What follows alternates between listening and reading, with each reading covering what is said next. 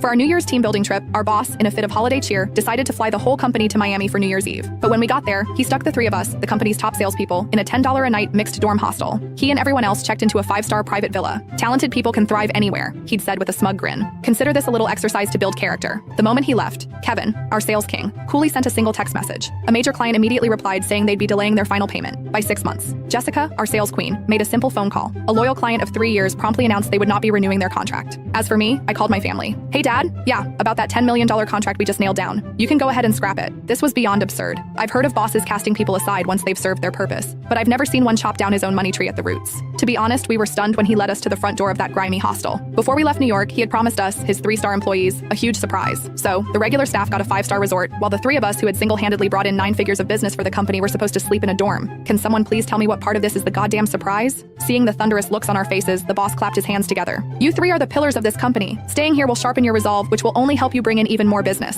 Kevin was the first to snap. Boss, this is a company retreat. What's the point of sharpening our resolve? He asked, his brow furrowed. And why do the other employees get a 5-star hotel while we don't? That's when the boss's wife, Brenda, let out a derisive snort. Oh, Kevin, don't play dumb. My husband Richard has too soft a heart. He pays you salespeople far too much in commission. The millions you three take home every year have left the company with no money for your hotel rooms. Her words hit us like a slap in the face. So that was it. They thought we were overpaid. But our commission structure was written in black and white in our contracts. We earned every penny based on our performance. And sure, our commissions were high, but the profits we brought in for them were 10 times higher. The moment I pointed this out, Brenda just smirked. Mia, that's where you're wrong, she said coldly. It's the company's kindness that allows you to earn so much. The rules have nothing to do with it. Seeing that arguing with her was pointless, Jessica turned to the boss. Richard, you have to give us a real explanation. We've worked our asses off for you, bringing in deal after deal. Is this really how you're going to treat us? You could hear the hurt in her voice. She'd been with the company since the very beginning, a loyal employee who'd helped build it from the ground up. Before Richard could even open his mouth, one of our colleagues piped up. Come on, Jessica, you guys make millions a year in commissions. What's the big deal about paying for your own room? Yeah, another one chimed in. If I were making that kind of money, I wouldn't even take such a high commission. The boss and his wife were kind enough to give us jobs. We should show a little gratitude. Listening to them all brown-nosing, I couldn't hold back any longer. That's a load of crap and you know it, I said, my voice rising. The company is paying for your rooms, isn't it? Boss, this retreat was supposed to be all expenses paid. Are you really telling us we have to cover our own accommodation? The tension was so thick you could cut it with a knife. Finally, the boss spoke. He sighed dramatically. Kevin, Jessica, Mia, my wife is right. I've been too soft on you. The high commissions have made you all arrogant. You're our top salespeople, right? The most talented? Well, talented people can thrive anywhere. This is my final decision. Now stop making trouble. With that, he turned and led the rest of the staff toward their 5-star paradise, leaving the three of us standing on the curb in front of a sketchy $10 hostel. The second he was out of sight, all three of us pulled out our phones. We all made our calls, then put our phones away in near-perfect sync. Kevin spoke first, his voice dangerously calm. If he wants to play dirty, so can I. That $3 million payment can wait another 6 months. Jessica shrugged. Don't worry about my end. That major client I've managed for 3 years won't be renewing their contract next year. I offered a sheepish smile. And I just told my dad to kill that $10 million.